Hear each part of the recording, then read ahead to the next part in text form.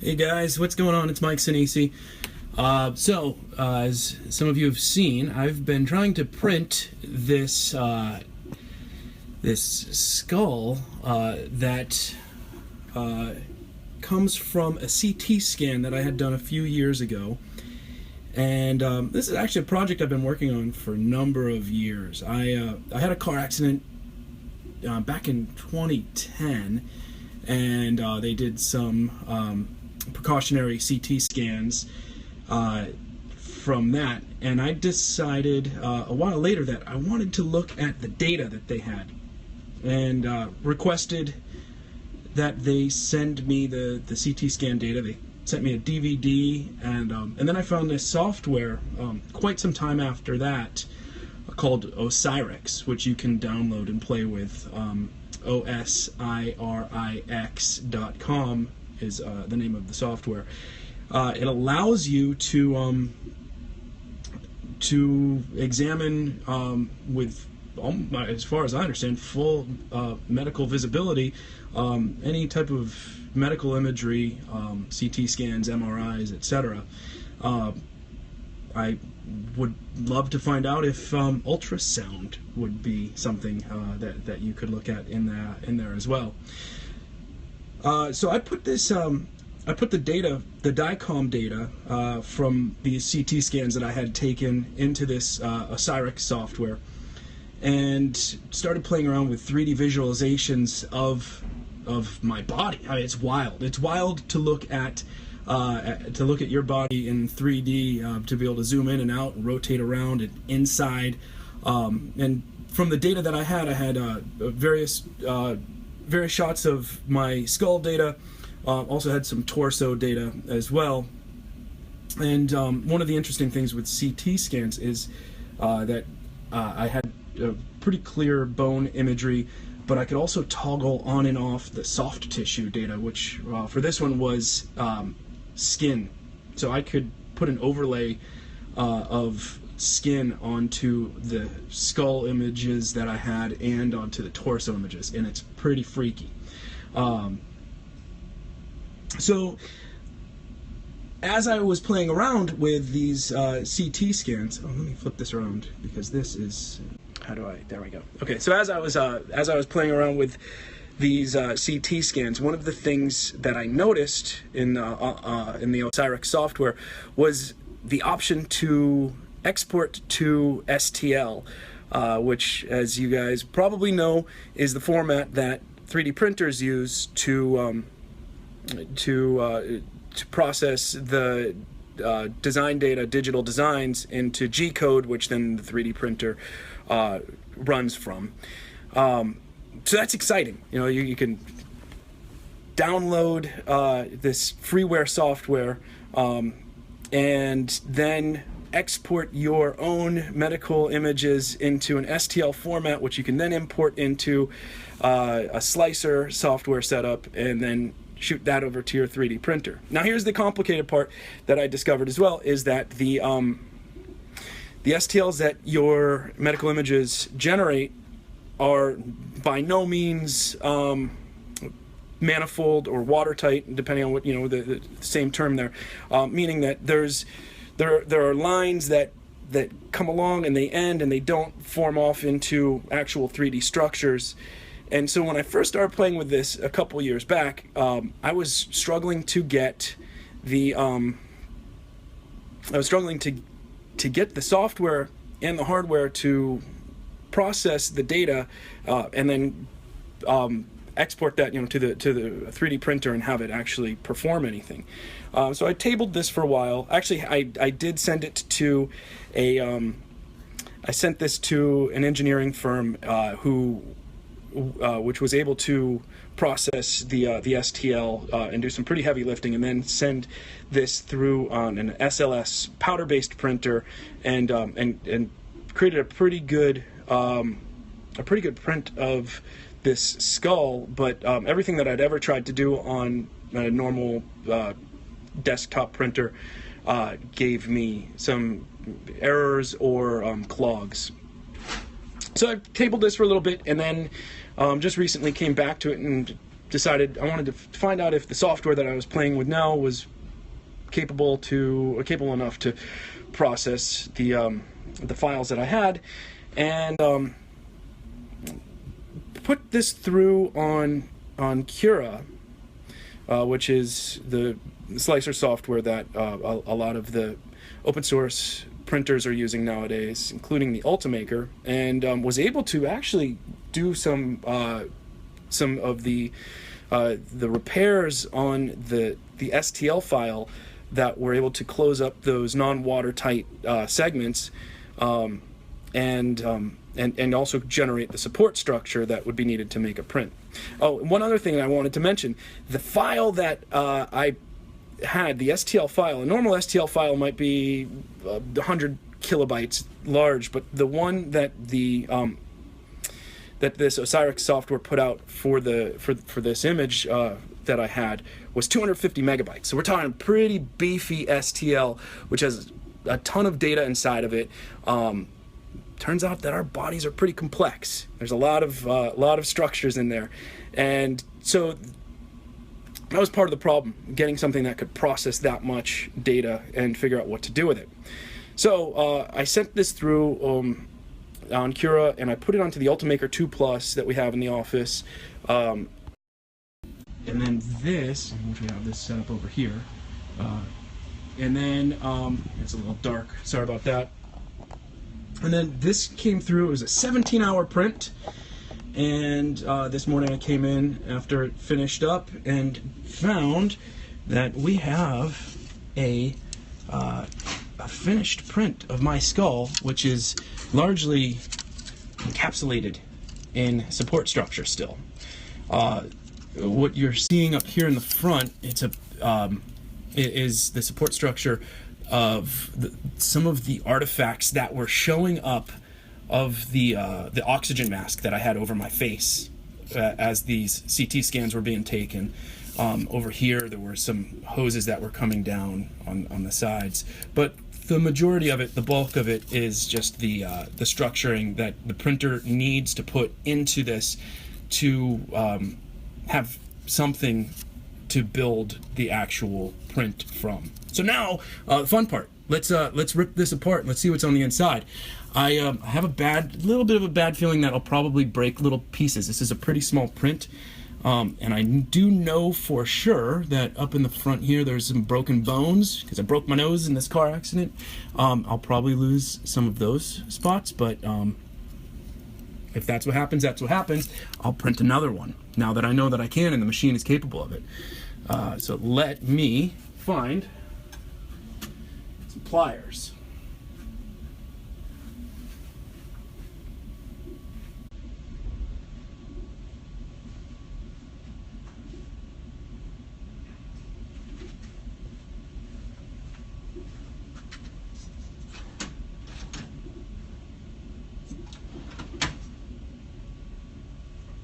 All right. These should do. These are box cutters more than pliers. But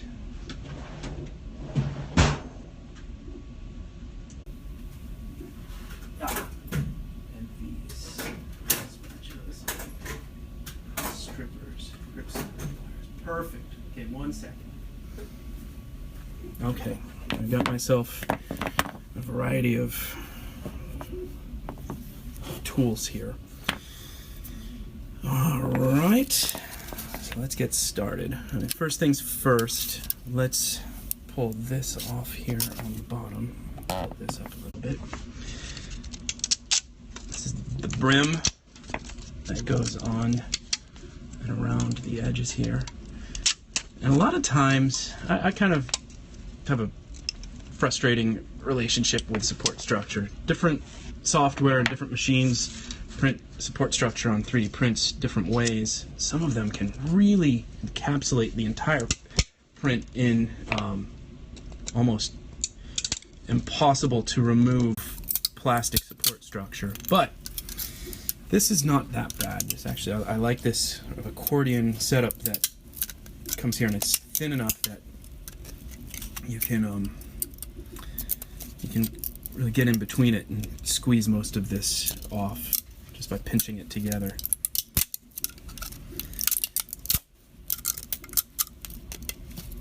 It's also one of those things that becomes just an obsession. As you start pulling pieces off, you just want to keep going and going and going.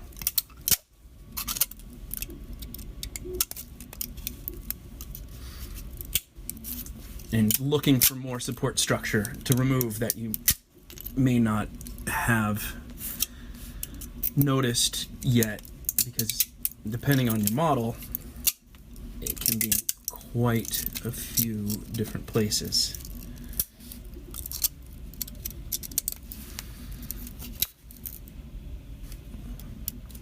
Hey everyone that's watching, thanks for tuning in.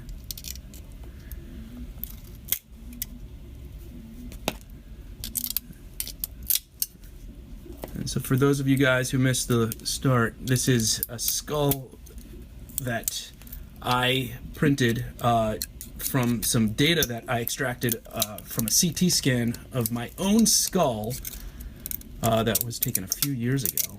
I've been working on this for the last few days, and it's finished now. Now I get to pull all the support material off.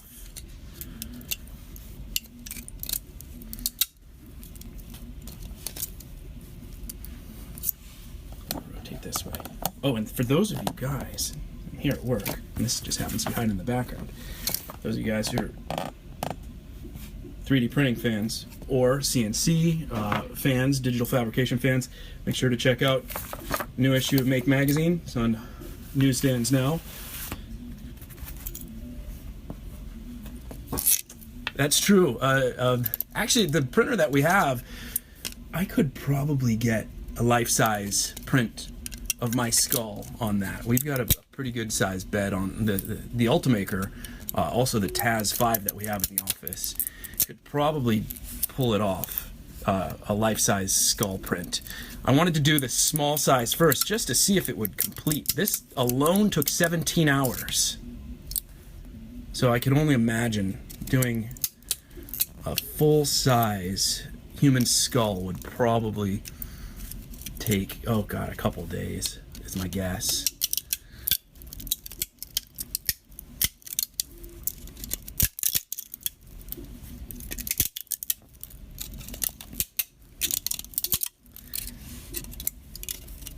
So you look here in the front, you can see there's the eye sockets, nostrils, teeth are showing up pretty good as this stuff in the front starts popping off. And it's freaky because this is me. I mean, this is my actual skull. I'm holding it in my hand, and that's wild. To me, at least. I don't know if it's weird to everyone else, but I obviously couldn't do a brain transplant into something this little. But now what I'd like to do is get the rest of my body scanned and actually print an entire mini skeleton of myself. It's a weird idea, but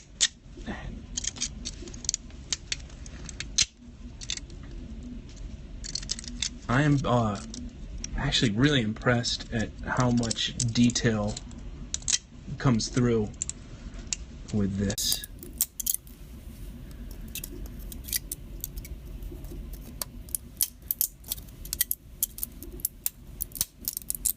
Oh.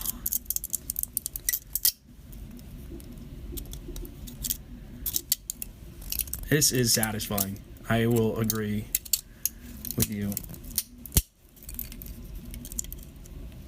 And I do know that there's going to be, I'll probably break something here. Some of these pieces are so little, especially the inside. I mean, this is the inside here of my brain cavity with support structure still in there, and just the remnants of the printing process, but that's it. I mean, that's where my brain is, or it should be. I presume there's a brain in there.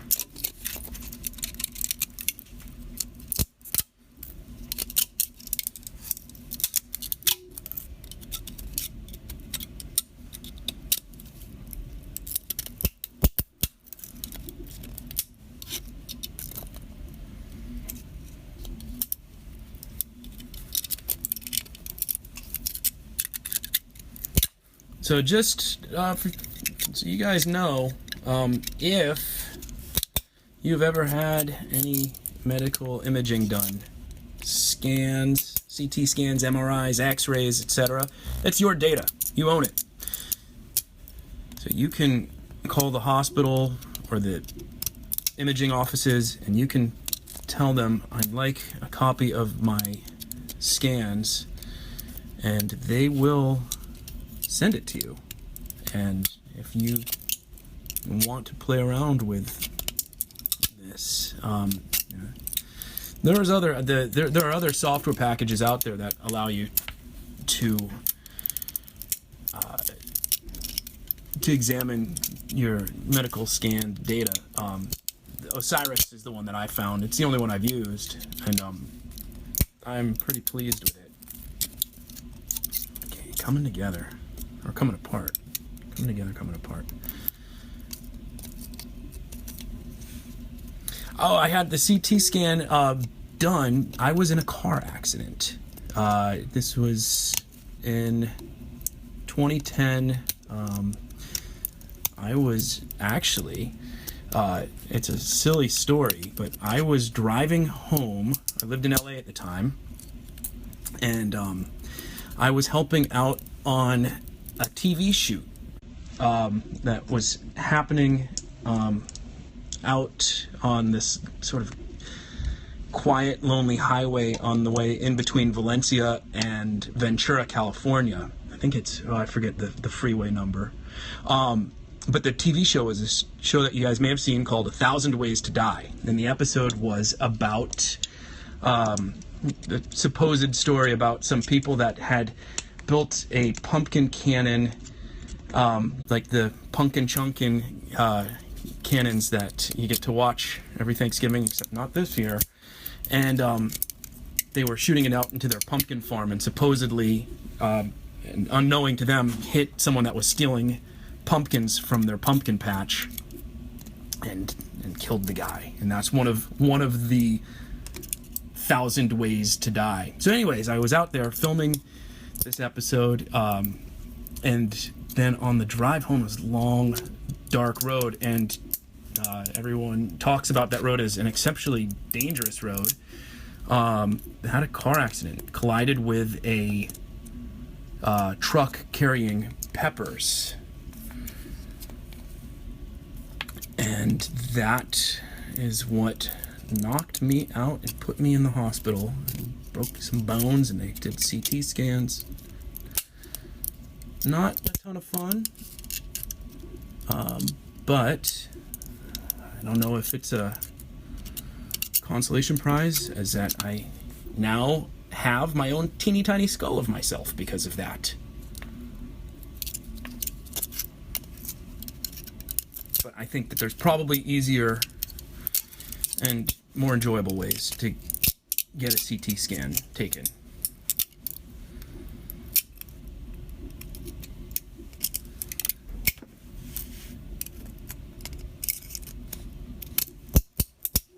Okay.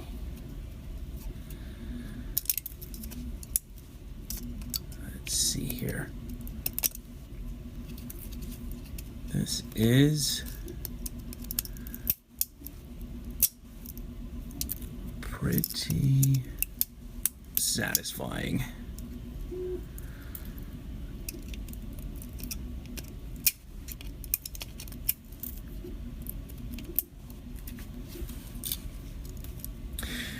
Service that I used for printing this was actually here in our office. I exported this to the Cura software and then printed it out on an Ultimaker 2 Plus that we have here. It's a great machine. It took 17 hours to print it in its entirety. See you guys. Night, Todd. Look at that. Really getting in there. Crazy. So now I just gotta figure out how do I get this section popped out. Try to switch to these. needle nose pliers.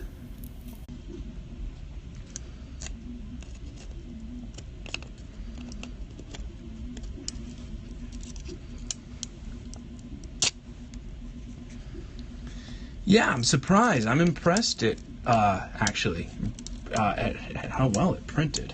I was not expecting. First of all, I was not expecting that it would print at all, because I had previously had trouble with this file, and then when I saw it get partway through, on one machine it actually got a ways through, and then it clogged up, and then I decided to try it on one of the other machines, and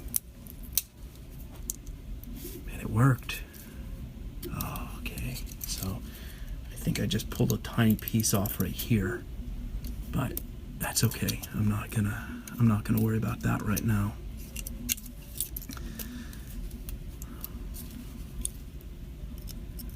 Come down here.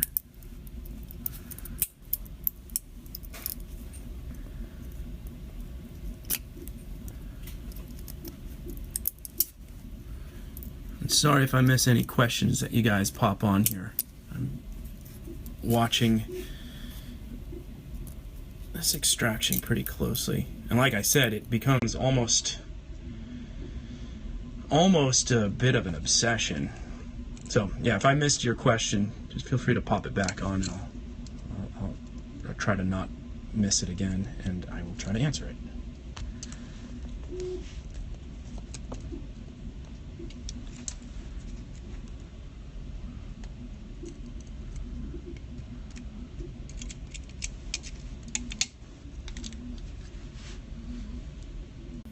This almost kind of looks like Eddie, the Iron Maiden mascot, from this angle. That, what is it, Somewhere in Time? Where they gave him a futuristic look with some space goggles and a weird space mask, but his jaw jutting out. And that's the other thing. So this is how I was laying down, had an oxygen mask over my face here. I remember being strapped in. Hey, thanks for watching. Appreciate it. I'll see you online. Yeah, I was strapped in, and I remember it was pretty uncomfortable. Straps tight in weird places and not in other places. My nose was bleeding, and it was pooling up on sort of my eye socket. But yeah, so the software, it actually creates the support structures itself. It's and different software creates different types of support structure. This one kind of has this accordion fold element to it, which I haven't seen before. I haven't used this type before, but it's pretty good. There's others that will grow these sort of like biologically inspired trees that just sort of come up and then the branches just pop off. It, in theory, is a great system, really easy for extraction, but the problem is that in practice they actually sometimes fail pretty quickly, and don't end up giving you a successful print. Because once they knock down or don't line up, your printer has nothing to put the next layer of plastic onto, and then you start getting all these spaghetti strings everywhere.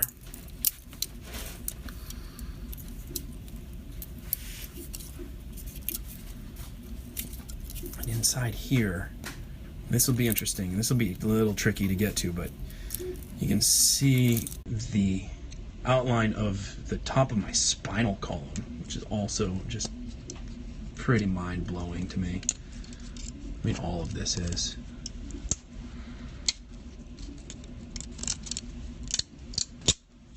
Okay, oh yeah, now this side's coming apart. Look at that.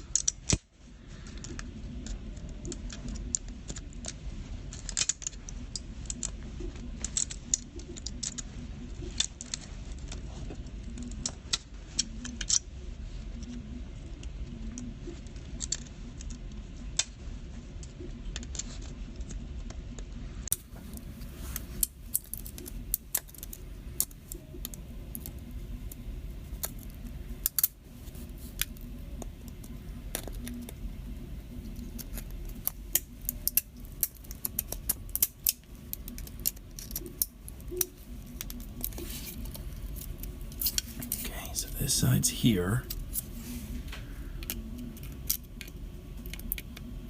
Get still some of this along here on this side.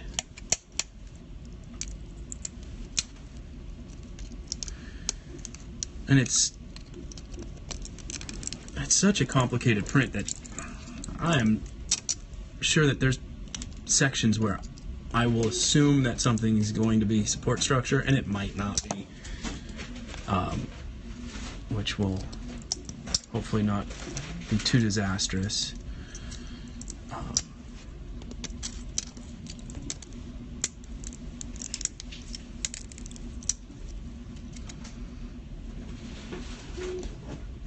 Like right in here, how much of this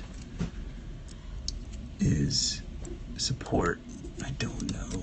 I should look at the file and see what I can figure out. This is support structure.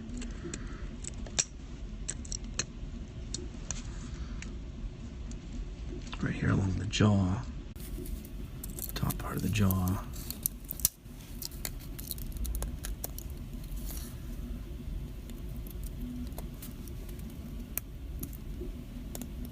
Let me try this. Start opening up the eye sockets.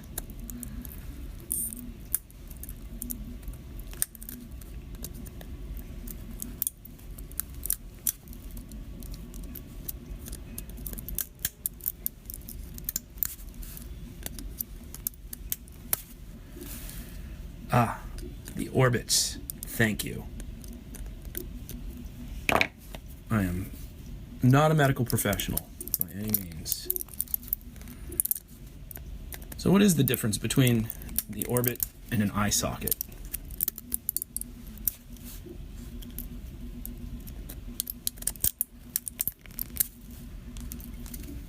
Oh, okay, same thing.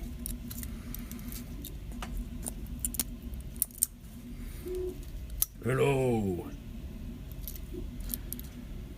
A one-eyed pirate.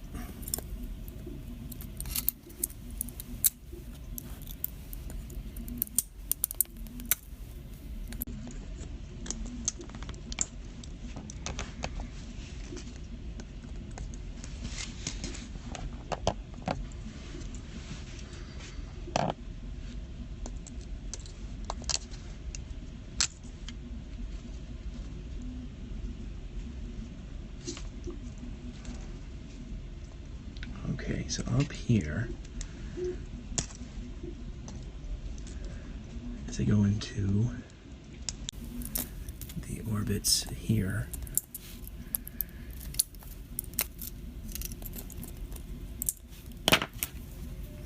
switch back to these longer needle nose pliers.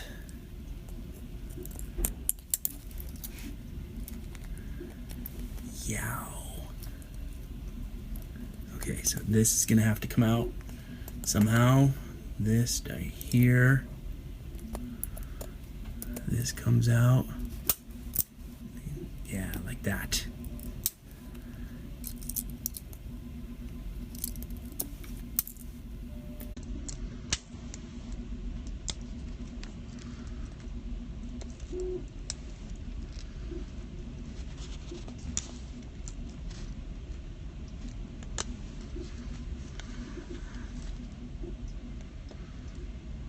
How many of you guys have 3D printers at your homes?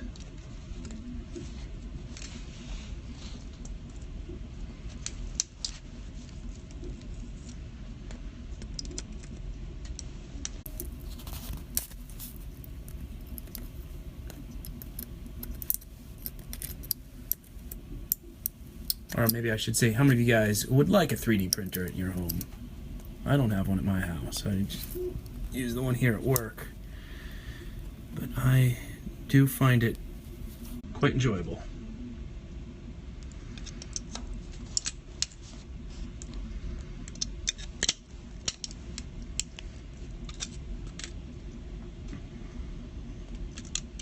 What if I just crunch this? Should I just do it? Should I just crunch this whole section right here?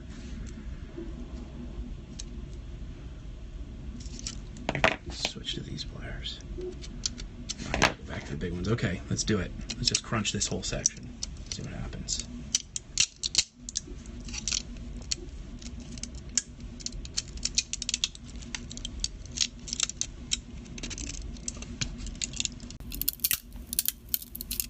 There's something right in here that I can kind of see, this little horseshoe right here. I don't know what that is. I want to be kind of careful with it, but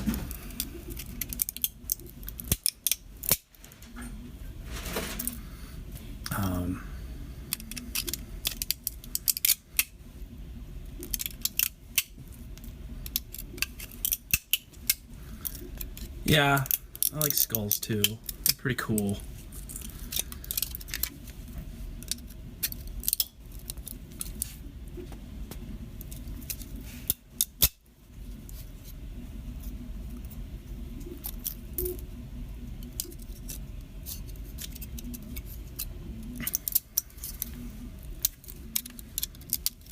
Can I just pull this whole bottom mesh off? That would be great.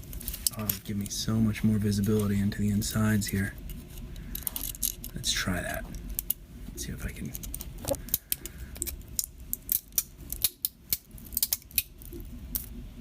Not really pull it off, huh?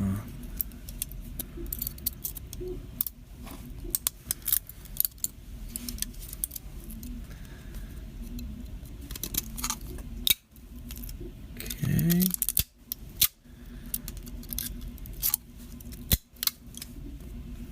Feels like eggshells.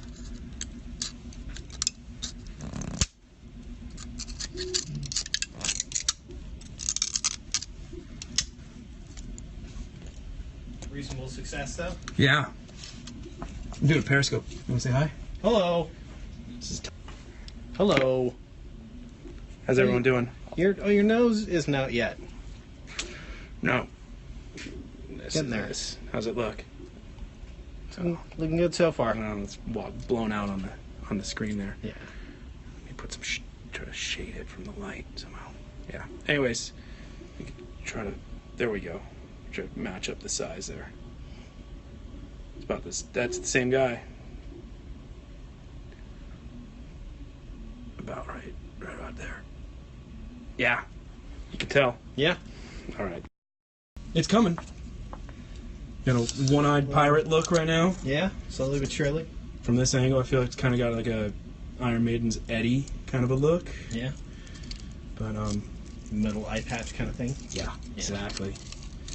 But it did it. We got a successful print here. Yeah. You got any CT scans? I do not. Gotta get some. Only an MRI. MRI would work. You could print. People have printed their brain. Yeah. There is a thing on. If you go on Instructables, you can find someone had printed the brain from an MRI scan that they'd done and made a mold from it, and then made chocolate brains of their own brain for Halloween one year. I can't remember if I still have the data files. I certainly still have the films. Well, if you contact the office or hospital that you got the scans done at, hopefully they still have and haven't stored their files far and deep away. But you can request them to send you a new copy. Yeah. That's your data. That's what I've been tell people. Yeah, the radiology department. Nice. I will look into that. Yeah. Get some brain printed. Exactly.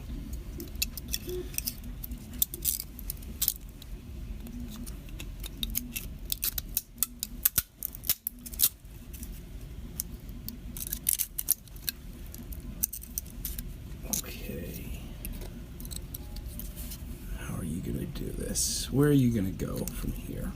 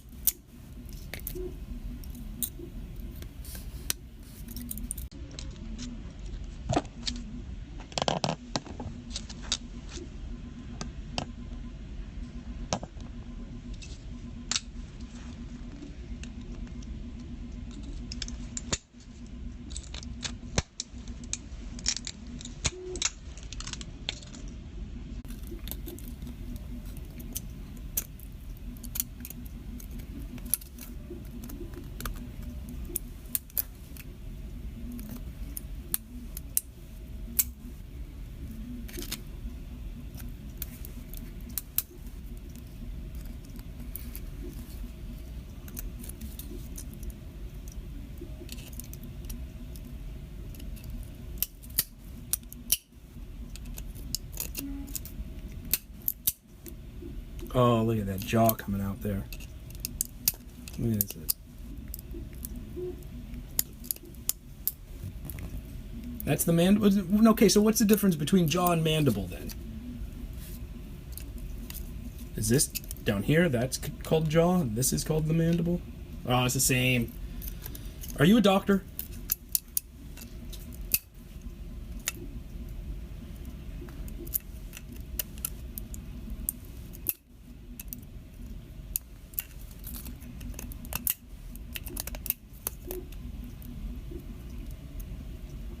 Got it. Good. Well, I appreciate your expertise and your patronage. So if you work in the ER, wait a minute, hold up. You probably have access to a lot of digital imagery and data. You could start a skull printing empire here.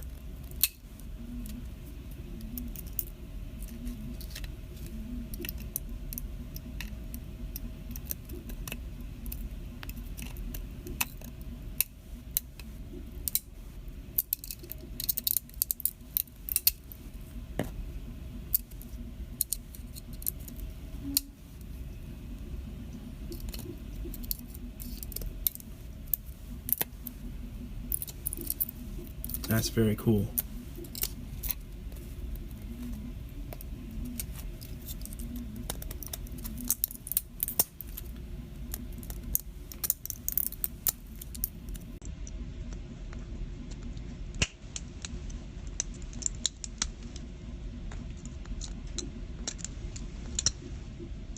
Nice. That's an awesome idea. An awesome Valentine's Day idea.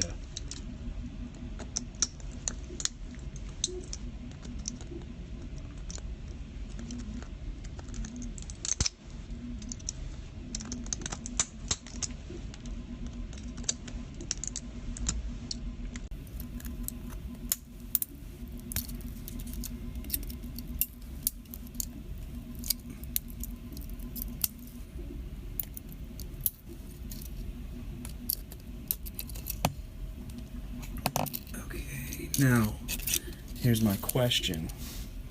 This right here, is that support material? Or is it bone? I don't want to tear it out if it's not. This right here, though, I know that that's support material. You're going. See ya, sucker. This right here, that's the zygomatic arch right here. So don't yank this piece off.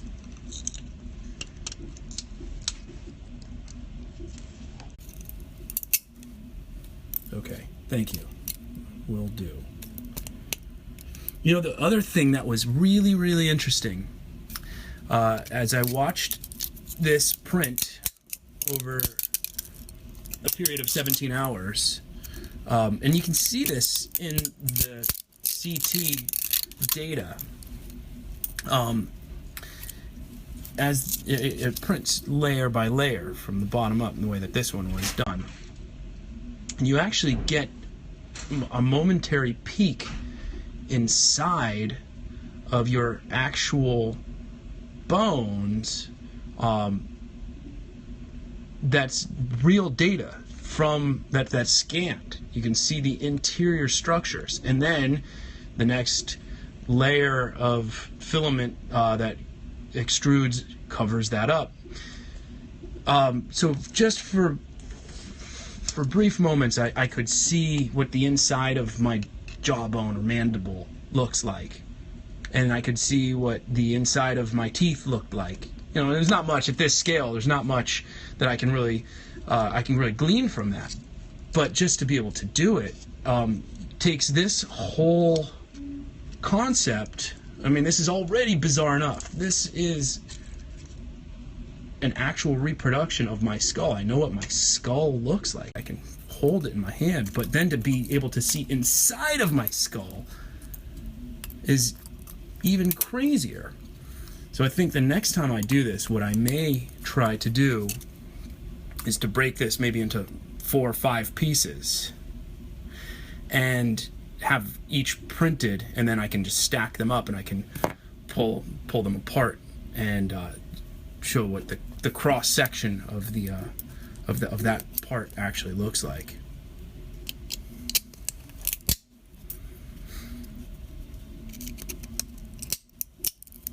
Oh, look at this. So this piece here, this big chunk right here, might be support structure, but I've got a feeling that this was part of what the software created as it tried to fix. There were sections that weren't they didn't close themselves off, and so it had to try to guess how the structure all connected together. So there's a gap that shows up on the scans, and I believe that's the gap there. And I don't want to pull this out just yet, but I do want to pull this support structure off of it.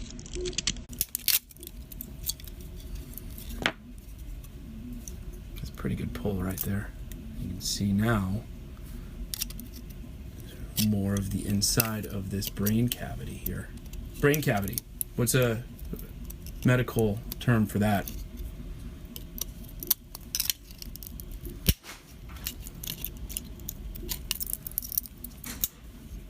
And then inside here, it just gets so complicated. There's so much.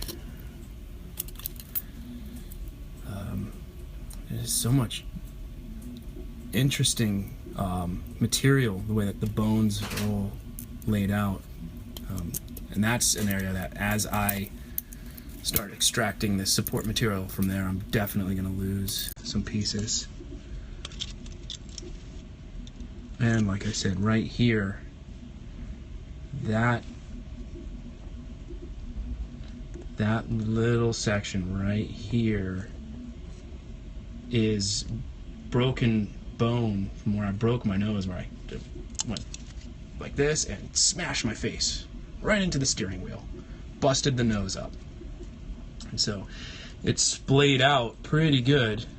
You can kind of see it from the top here coming out this way, and then they had to come in, they had to bust it apart, push it back together. And you know what I learned? This was the freakiest thing.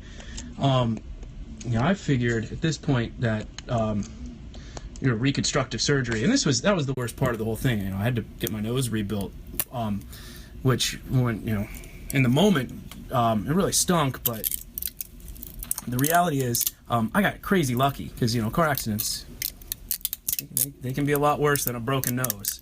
But I had figured that the reconstructive surgeons had all of this amazing technology, and you walk in, you tell someone, oh, give me the Elvis Presley, and they'll magically whip up like the perfect Elvis Presley nose. So the guy told me, he said, here's how it works. And I was asking him, like, how do you do it? What's the process? And he said, well, what I do, they cut the skin underneath the nose. I forget, at this point, I forget all the terms for that. But just that little piece of skin that bridges the two nostrils on the bottom. Actually, no, they didn't cut that on mine. They just cut on the inside, the nostrils, and they pulled the nose back over the nostrils. I had photos. I lost these photos. I can't believe I lost them. They were gruesome. Took a little chisel, tink, tink, tink, tink, tink, tink, tink, broke the bones with the chisel, or at least scored them, and then with the thumb came in here, pop, broke the bones. And then he said, what I do is I close my eyes, and I just start pressing it back into place, and I do it all by feel. And I said, that's how you do it? That's crazy. That's how you're gonna make my face look normal again? Just by closing your eyes and pushing some stuff together like it's Play-Doh? Don't you guys have some sort of crazy digital nose former at this point that you can just stick it on there and make it all good? Nope. Close your eyes and you just do it by feel. And I can only imagine at some point, 100 years from now, 200 years from now, when we look back and we marvel at how barbaric some of these procedures were. But that's how it works. That's what we got. Okay, so this part, I'm nervous about doing this part because that's where there are breaks and little fragments that will definitely get lost. Let me work on this eye socket for a moment here. Try some other type of pincher. No, I don't like you. I like the needle nose still.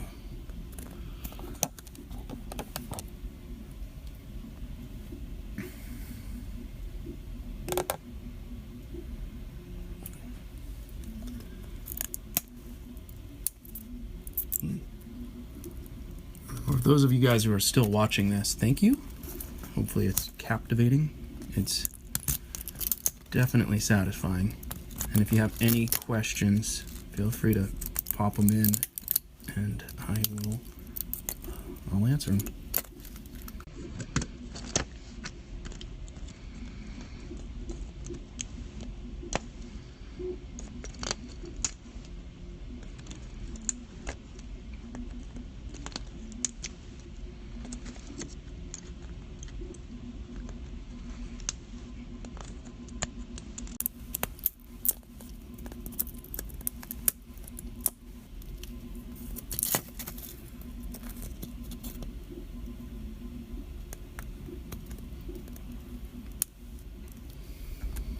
What's up, Chad?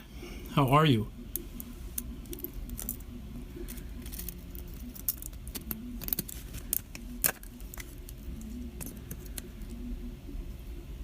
Yeah, it's coming along. 48 minutes in, and it is it's a lot of fun.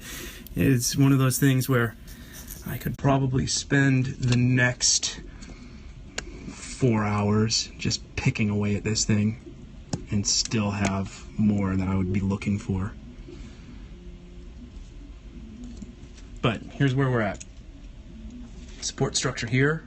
Support structure still inside that eye socket. Down here, extracting some of the jaw insides. And then this part I'm nervous about in the back. I got to figure out how I'm going to pull this out. But the top part of my spinal column is right there. But it's overall, this is a tiny print of me, my brain, not my brain, my skull, my head, and I'm still pretty surprised that that I was able to pull this off. As I was mentioning earlier, I tried this with the same data set about 3 years back and had numerous failures. It's just such a complicated image. The software and the hardware weren't able to process it, but apparently things have improved. The STL for this is about 250 megabytes, and I'm happy to share it if anyone wants to mess around with a STL of a skull. Let me know.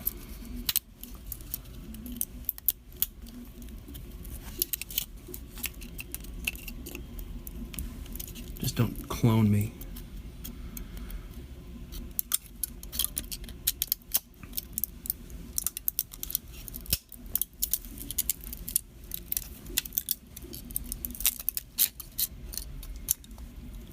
Okay, let's get in here. Let's twist. Let's get you. Twist.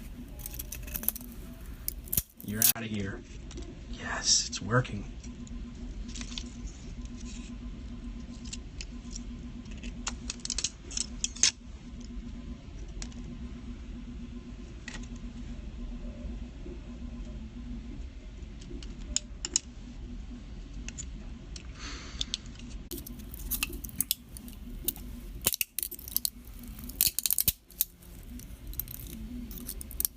next year, maybe if I can get this thing in a place where I'm digging it, I'm thinking about some fun Halloween projects. I guess you don't need to have Halloweens. You know, skulls are cool all year round, but they make the most sense in Halloween.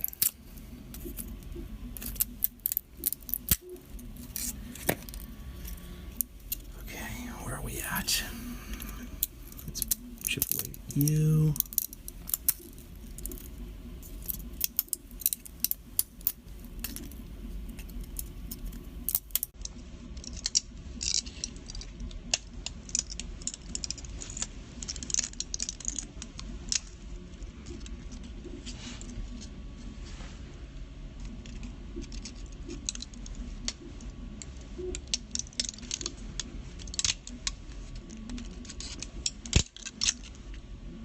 So what everyone have for dinner tonight?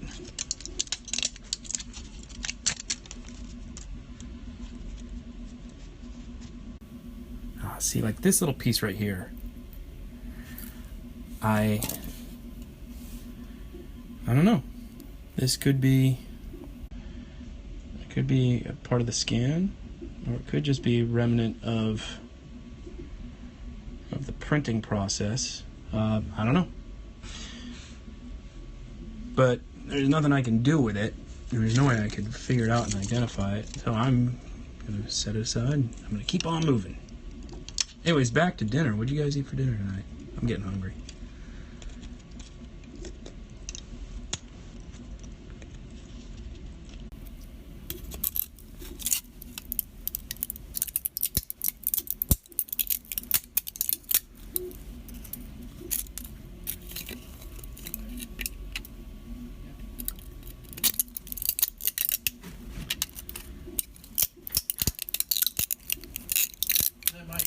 Hey, Dale.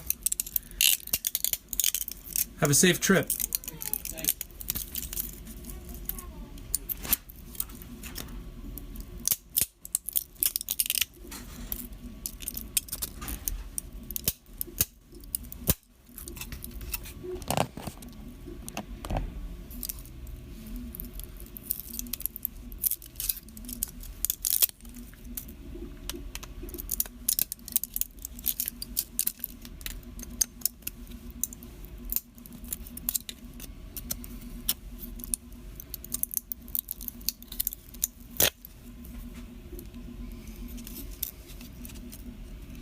Thanks. All right. I'm almost an hour in somehow. That was the fastest 60 minutes, 54 minutes, 22 seconds that I've had in a while. Maybe what I'll do at this point is wrap this up for a little bit because I still need to get home. And like I said before, I could probably spend the next 4 hours picking away at this thing, and I probably will. I got a feeling that I will. It's like a scab almost. Just want to keep pulling little pieces off. I'm looking for those really satisfying big chunks that come out with a good rip.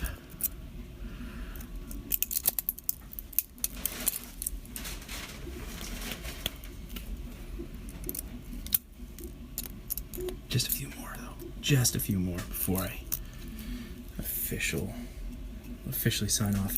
Yeah, I'm happy to make sure that you get to see the end result. I'll be posting it on Twitter for sure, but let me know if there's another spot where you want me to share it with you. And anyone, feel free to email me. Mike@makermedia.com is my make email address.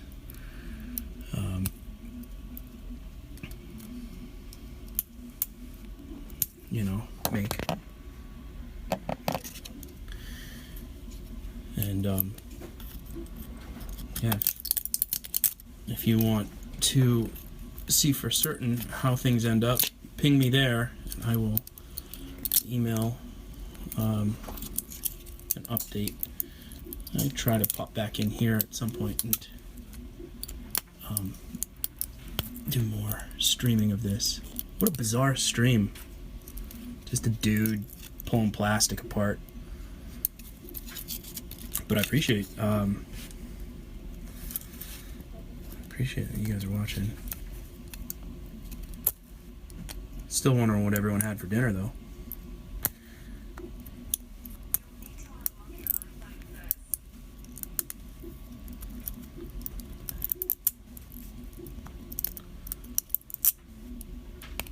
Anyone here watching from... Oh, yeah, that's pretty late. I was about to ask anyone here watching from outside of the U.S., but it sounds like you are. Where are you located? UK, 2:15 in the morning. That is dedication. Are you always up this late, or are you just so engrossed with this skull extraction? Yeah, that goes.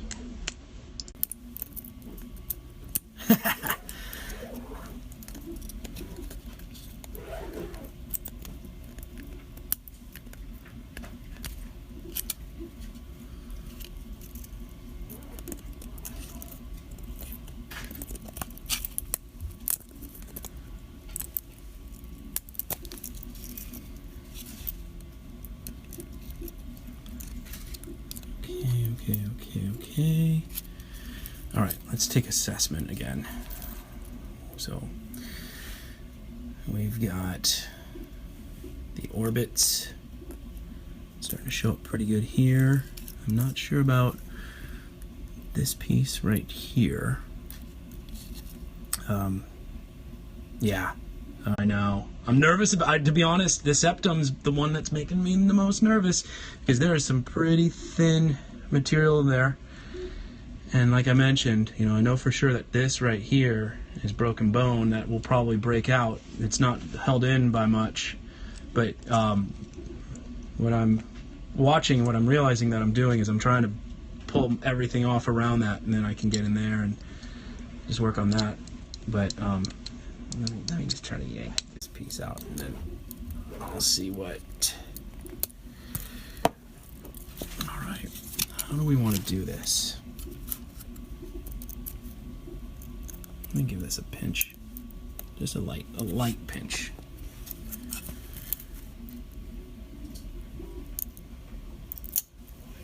Okay. All right. Okay.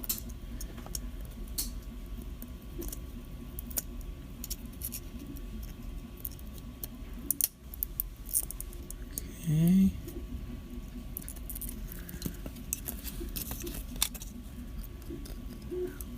Okay. Let's come over here.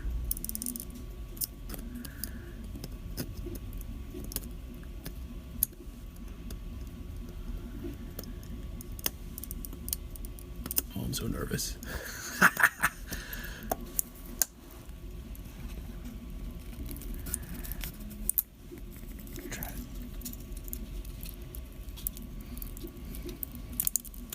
And then here's the thing, is there's that, I don't even know what it's called, but what's that tiny piece that goes down the middle in between on the inside of your nose? What's that tiny little strip in there called? Because that's in there. And I am pretty, well, yeah, you got the septum. Is the septum just that strip, that little bony strip that's on the inside, that little middle part of the nose? Because that part I'm feeling is going to get lost. But I know that it's there in the digital data.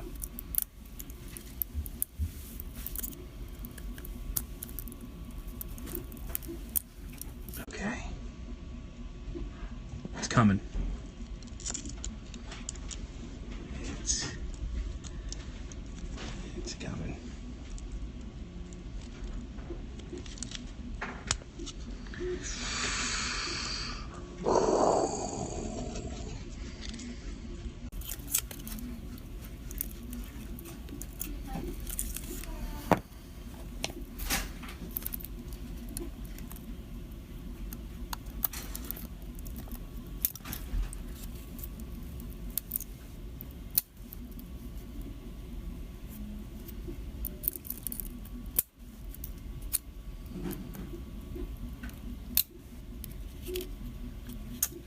Yeah. So here's the thing. I was actually looking for it earlier today on my work computer because I've got all these files on my home computer, and I wanted to pull them up so I could see things, but also because I thought it'd be interesting to share, to show the reproduction of the 3D printed skull versus the original digital data. So what I got to do is go home and find the image on my home computer and then put it there. But which means I can't do it right now. But I will definitely tweet that out. And again, feel free to email mike@makermedia.com and say I want to see the original skull scan, and I'm happy to share it. It'd be nice to have now because I could probably feel a little more confident about what I'm ripping apart here. Because if I look in here, I think I can see some septum in there, and I think that maybe I'm pulling some of it apart. That's it. Thank you. Yeah, anyone that wants to email me, that's my work email. So I'm fine sharing that one.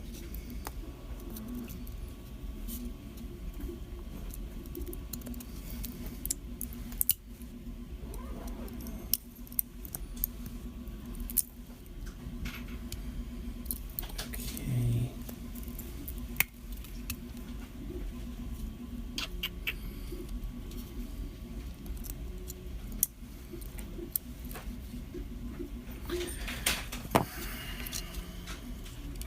This real quick. What do we got? Good night, Hap. I'll see you tomorrow. So we definitely have that support material. That is questionable.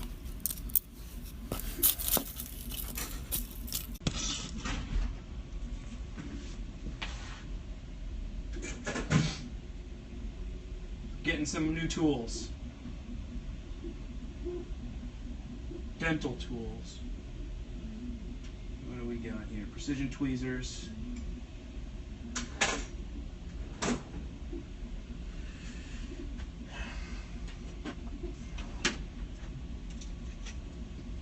Okay. X-Acto knife. Let's see if I can pull some of this apart this way.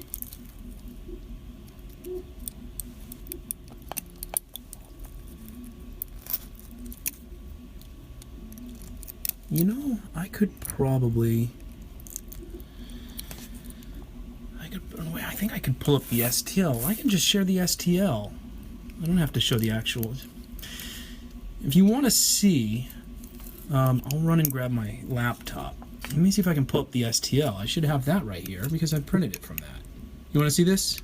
I'll go grab it if you want to wait for just a moment. Run over to my desk and pull up that file that I printed this from, because that should show all this. That would probably be helpful for me too. This X-Acto knife is, I don't know if it's the right tool for this. Okay.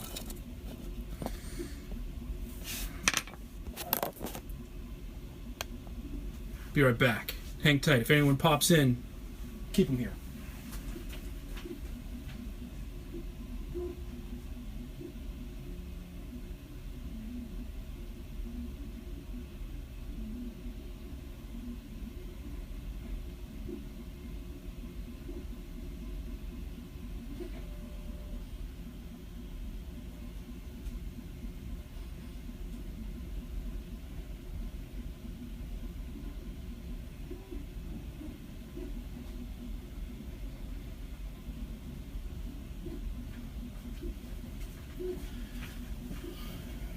I'm back.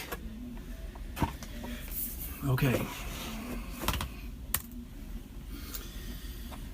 So, what I miss?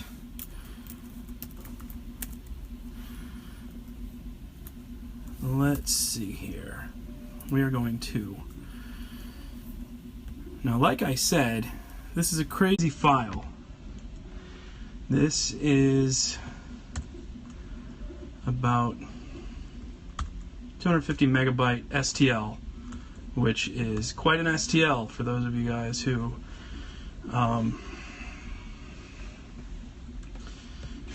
haven't used much 3D printing. So what I'm going to do over here, there's the madness of my laptop screen. I'm opening up the software.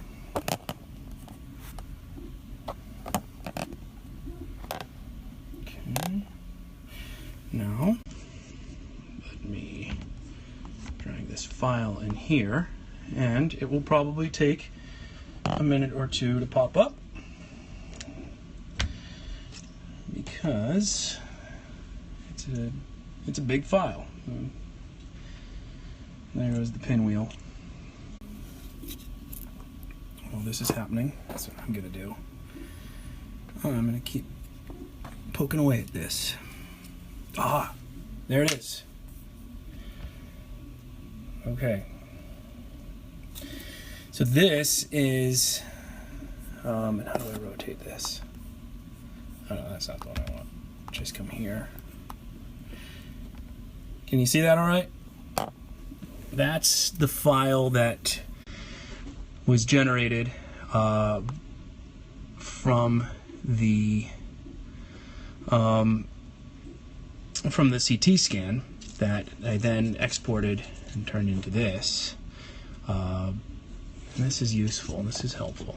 So what I have here, you can see in the front, this is remnants of the air mask, the oxygen mask that was over my mouth. So, okay, zoom in on the nose. So let me see, how do I do this the best way?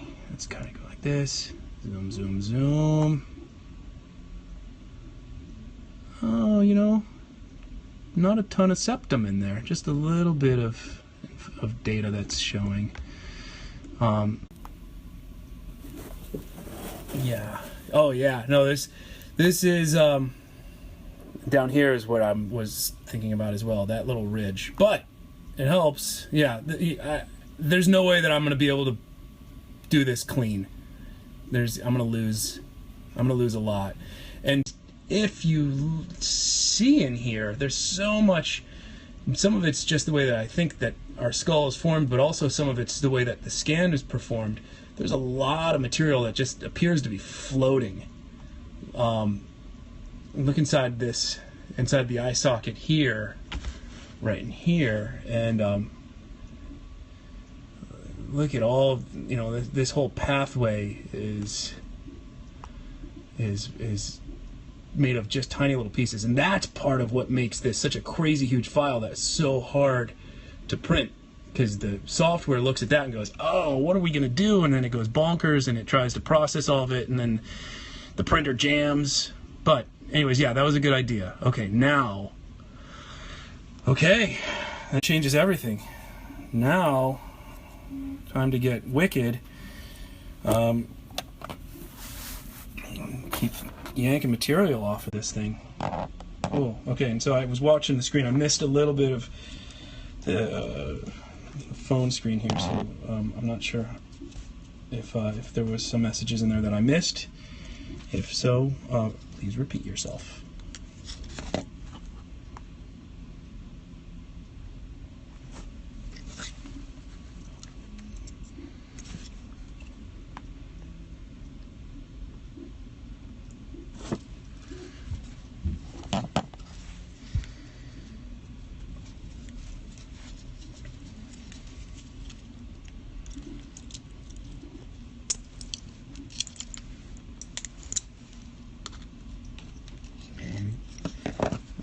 Be a little bolder with things too.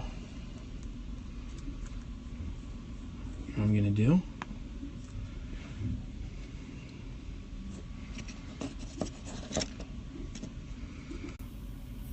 I'm gonna do this real quick.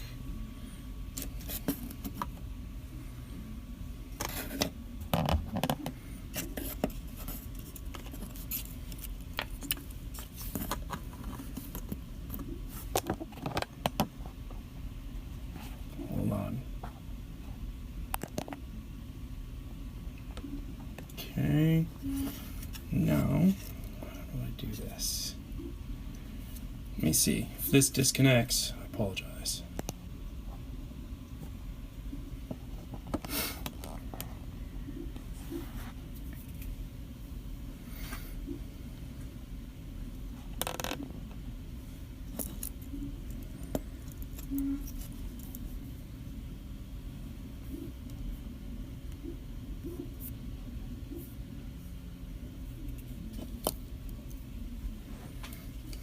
All right. So let's see. Who do we got here? I have been for the last while pulling the support material off this 3D printed skull, and then I accidentally disconnected from Periscope, and now I'm back trying to get this thing going some more. So let's see here.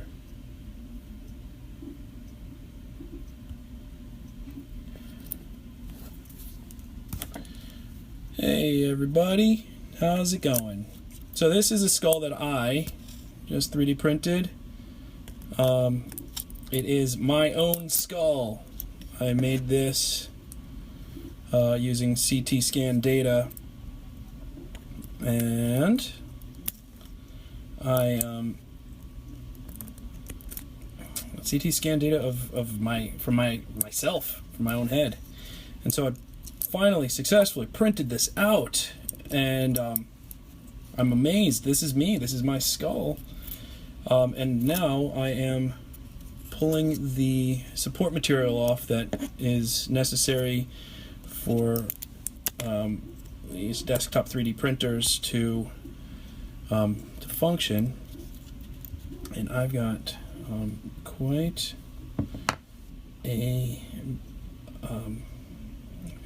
a bit of it underway, and yet at the same time I've still got quite a ways to go. And now I'm getting to the point where it's just little pieces, little data. I haven't gotten the full spinal column extracted, and what I started working on just as it disconnected was the pulling the nose cavity apart. Okay, so hey, thanks. I appreciate it.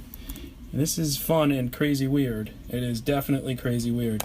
So back here, that's the STL in Cura that I used to create this. What you see around here is the air mask that was over my face when the CT scan was taken. And so there was a bunch of support structure that showed up in this that was trying to figure out where that would go, the support structure was. But ultimately, I never wanted that air mask in this. I just want just the cool part, this part. Yeah, it is, but it's also so damn satisfying, you know? Just working away on this thing,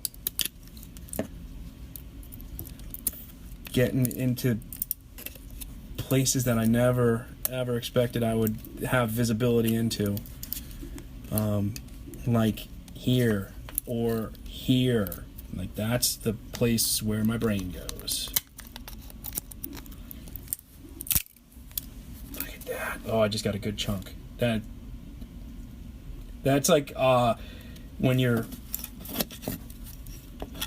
doing Minesweeper and you just open up that big room. I mean, it's the scab thing too, where you pull a big piece of scab off. But look at that piece I just got off right there. That's satisfying.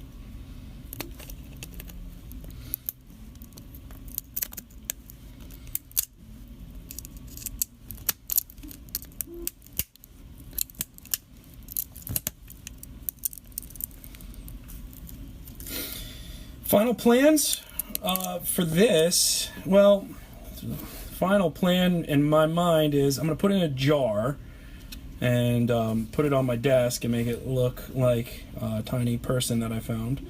It's just a decor. I had another thought too of hiding a tiny Raspberry Pi camera inside of this and making it my super secret spy camera casing.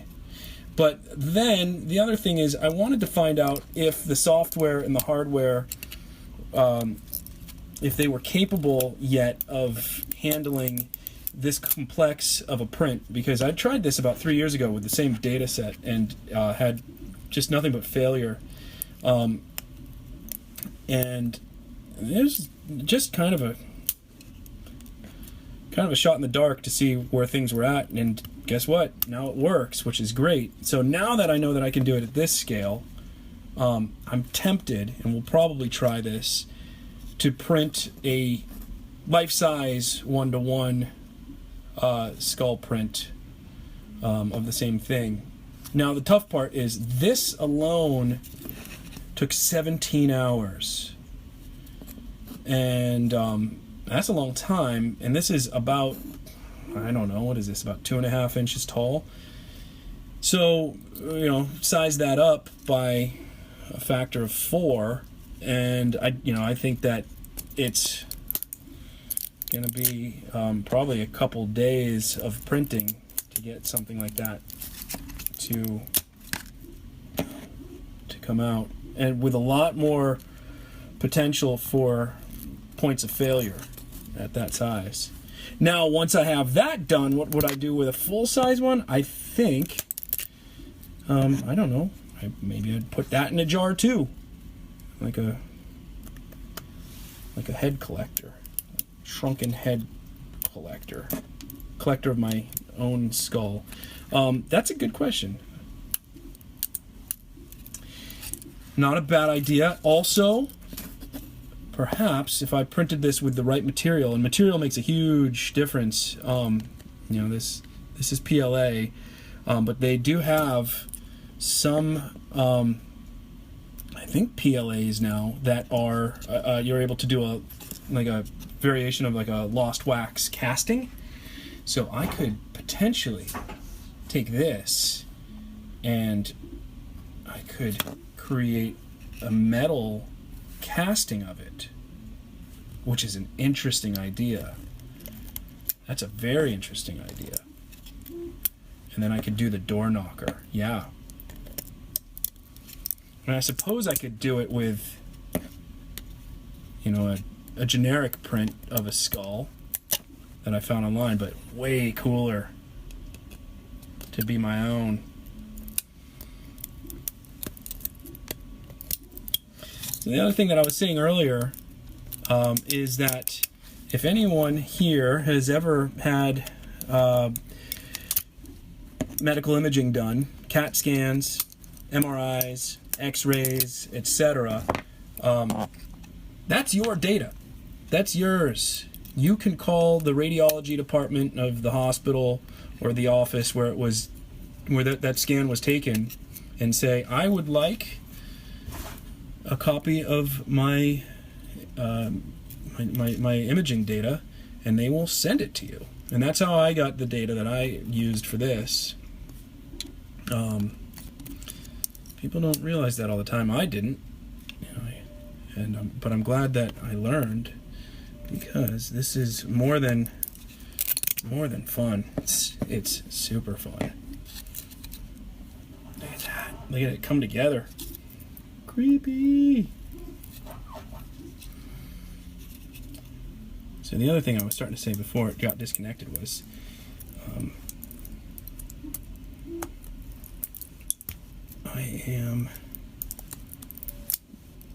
I could potentially do this for hours, just pulling material away. It's so satisfying.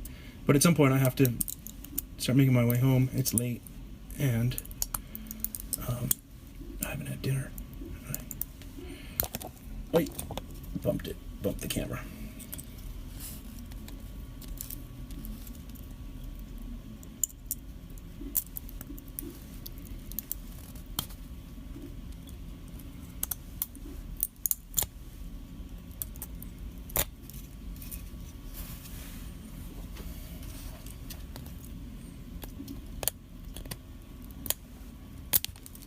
Oh, look at that. There we go. Taking these pieces out.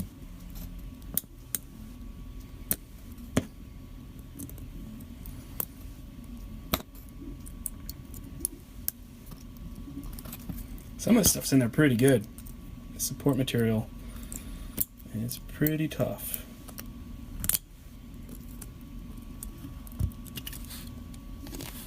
And then the other thing is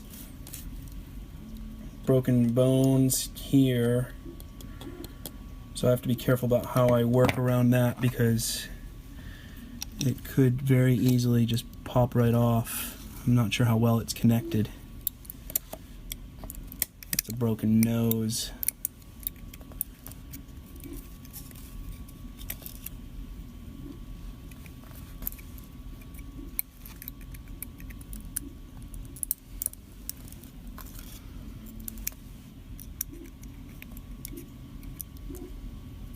What do we got here?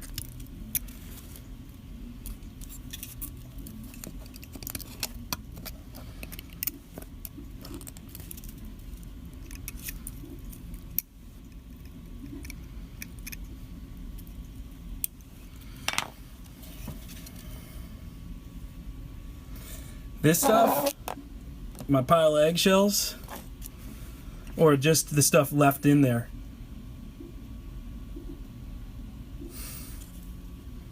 Yeah, that's a good point. There's a, you can see the banding. If you look here and you see at the top and along the edge of the skull and along the edge of the nose there, this banding is, those are all the slices from the CAT scan. You know, I was laying in the machine like this and it made its way this way. And so, you know, it's as much of my skull as this is, it's also a pretty crude digital recreation of it. So yeah, that's a funny point. This is like the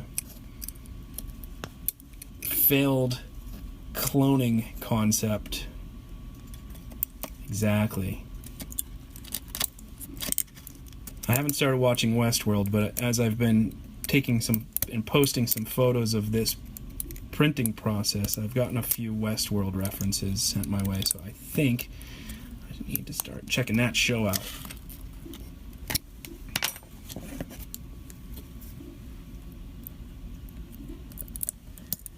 Okay, what do we got here?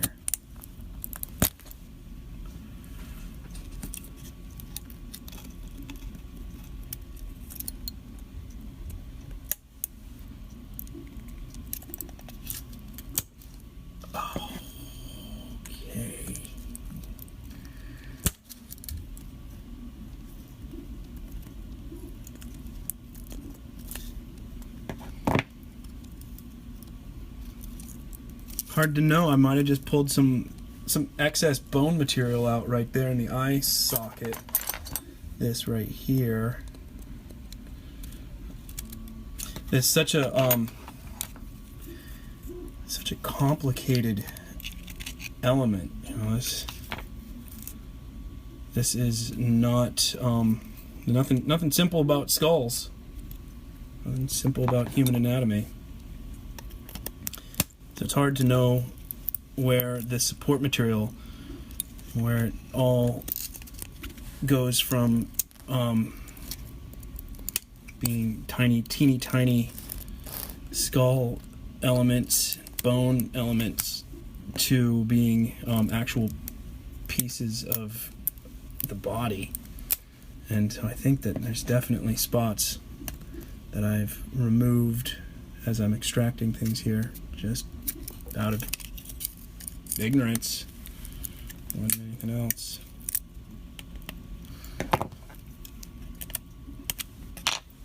But I am expecting that that's going to be the case, and I'm okay with that, because now I know that I can print another one out.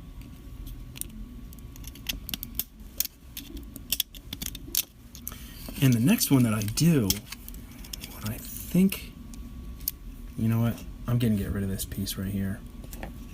I don't think that's anything.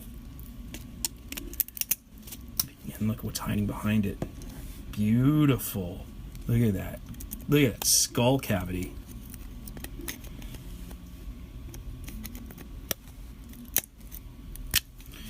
Which makes me think, maybe I'll do the same on this side.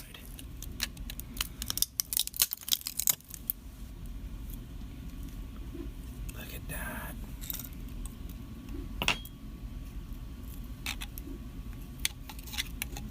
And I don't know how I would possibly get all this stuff out in here. So there's another printer. The new Ultimaker 3 has dual extruders.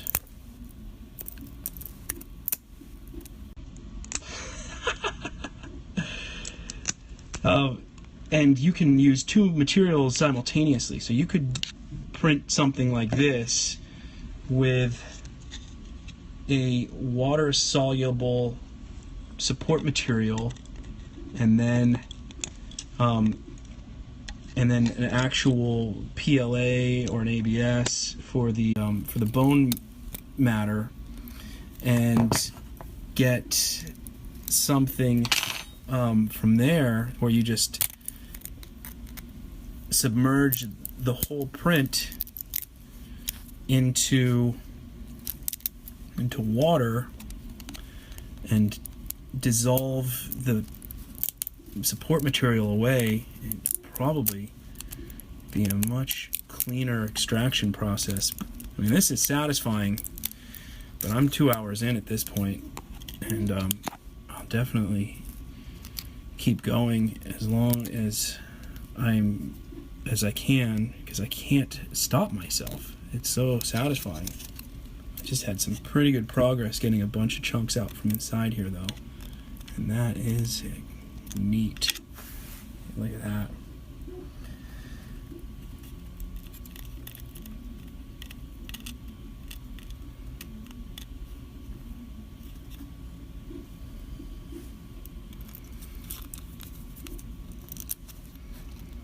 What do we got over here?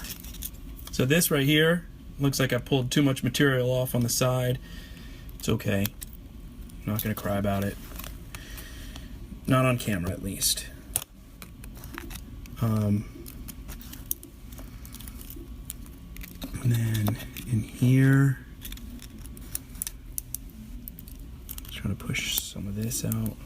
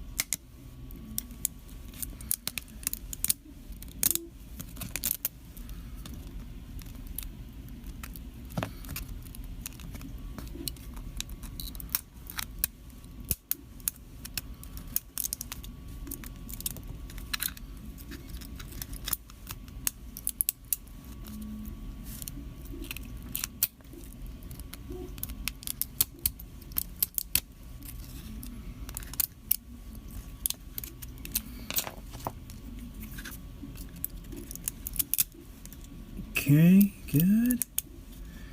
Good. Good.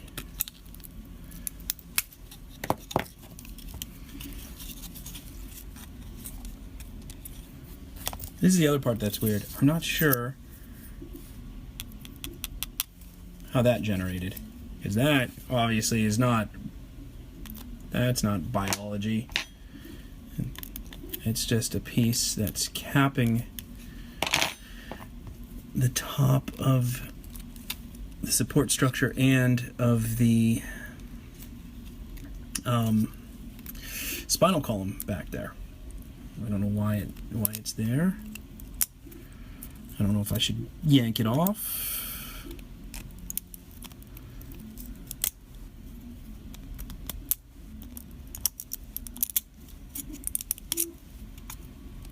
Okay. Okay.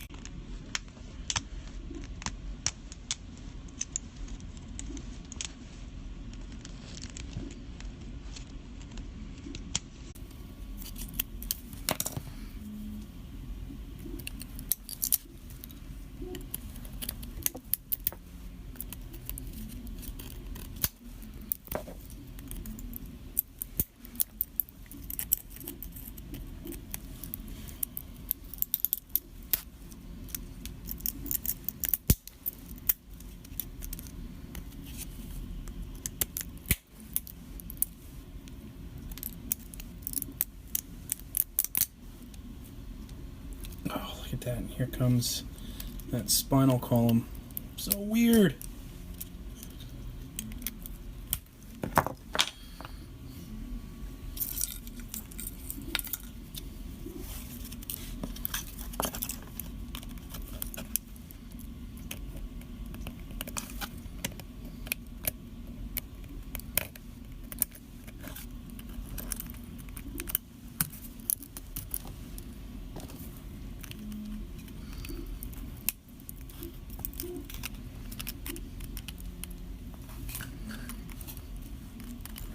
That section makes me a little nervous too, because it is pretty delicate in sections. So let me be careful with that. But I can work around it.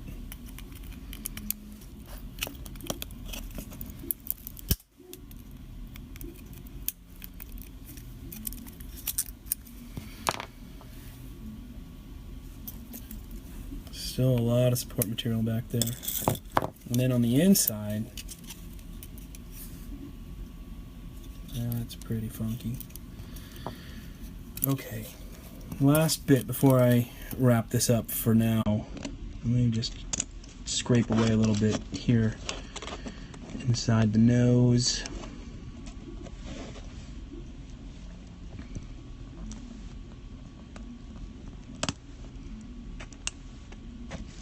As I mentioned, that right there is splayed out. That's broken nose bone.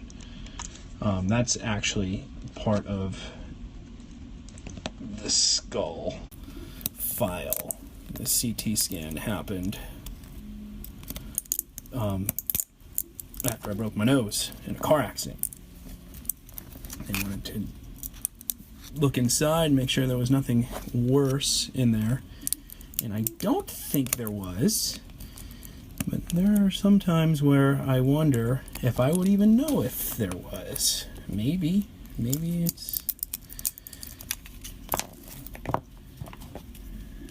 was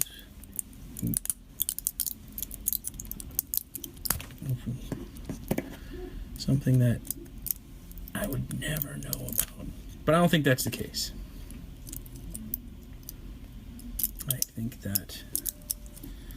I think it's just broken nose bone, and I think that I'm pretty fortunate that that's all it was.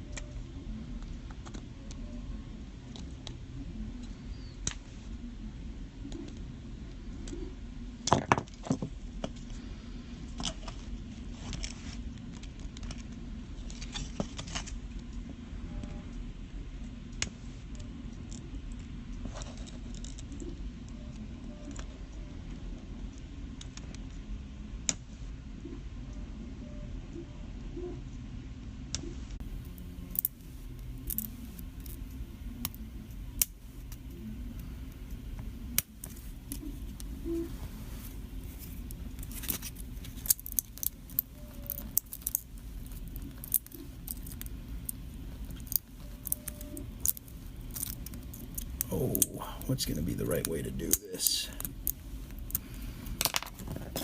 Okay, let's get in here. Let's get a good grip.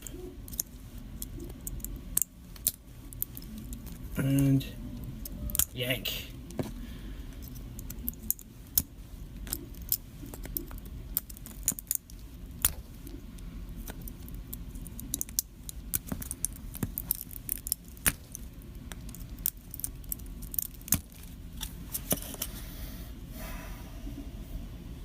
All right, what do you think? Looking pretty good?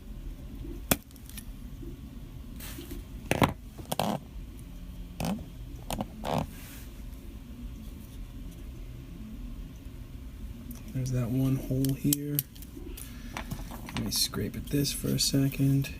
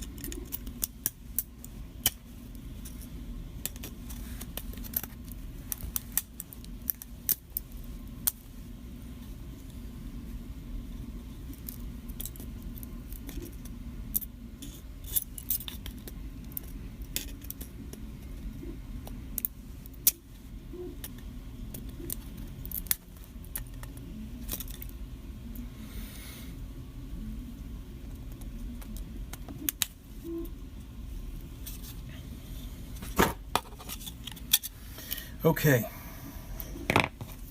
This is way further along than it was when I started, which was a lot of plastic encasement. Still a lot of detail for me to finish fishing out, but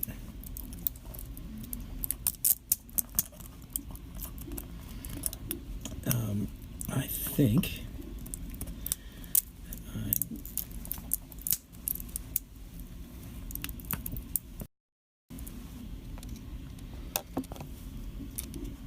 just pop a couple extra pieces off real quick.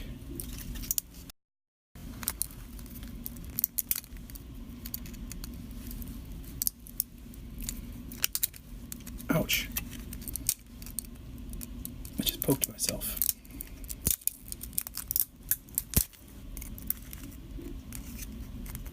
Shoot. I just found a whole nother section that I want to pull apart real quick. This part over here. It never ends. Oh, that was a pretty good pop. Got a pretty clean extraction of that support material.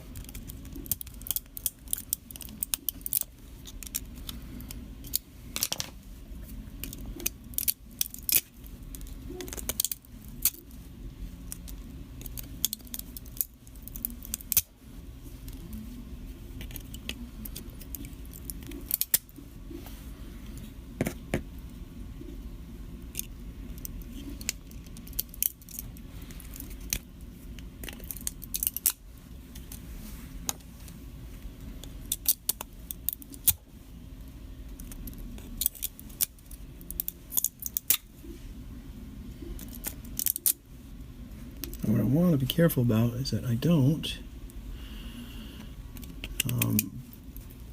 break, say, like this piece of bone right here. That's a pretty thin little bone. I don't even know where that is on my body. That's looks so thin and flimsy on here. When I feel the side of my head, it doesn't seem like it's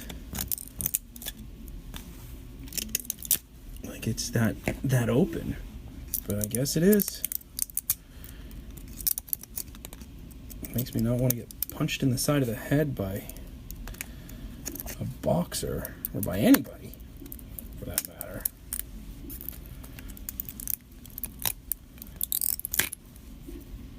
I don't want to get punched anywhere in my head, not even on the front.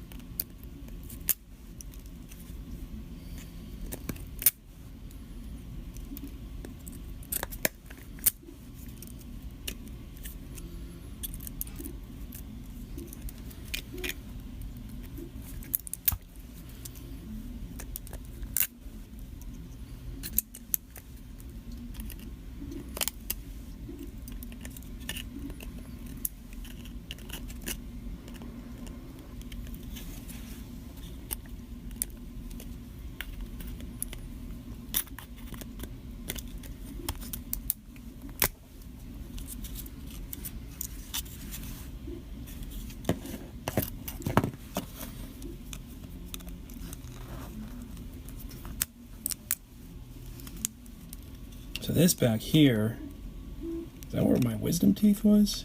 It must be. That big space back there.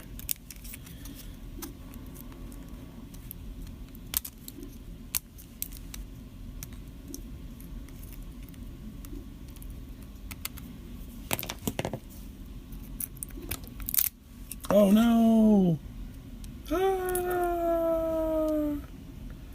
That wasn't supposed to come off. Okay, well, that'll make pulling the support material off easier for that section. But, I guess I'll glue it back together. That's my spinal column. Just yanked it right off, like a savage. Yow! Okay, just a minute more, and then I gotta officially wrap this up because it is 7 o'clock here, and I've got people waiting for me.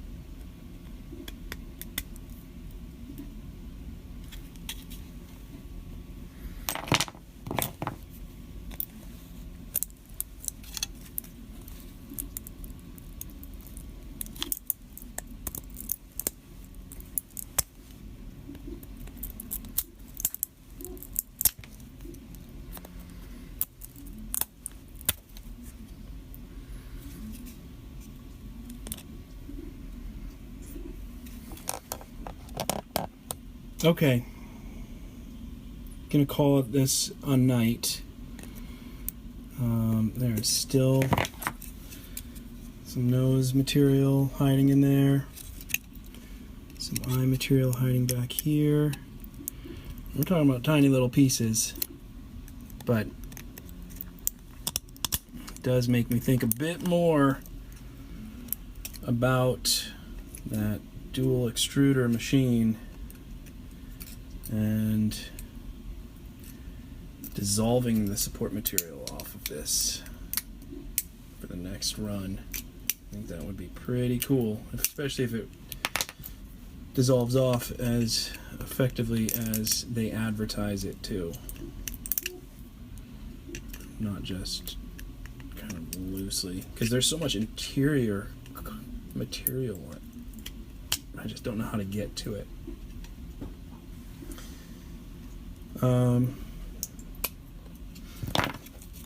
Thanks for hanging in there and watching this far. That's pretty cool. I really appreciate it. I will tweet a photo of this now. I'm gonna do this. I'm gonna say bye-bye. Thanks a lot.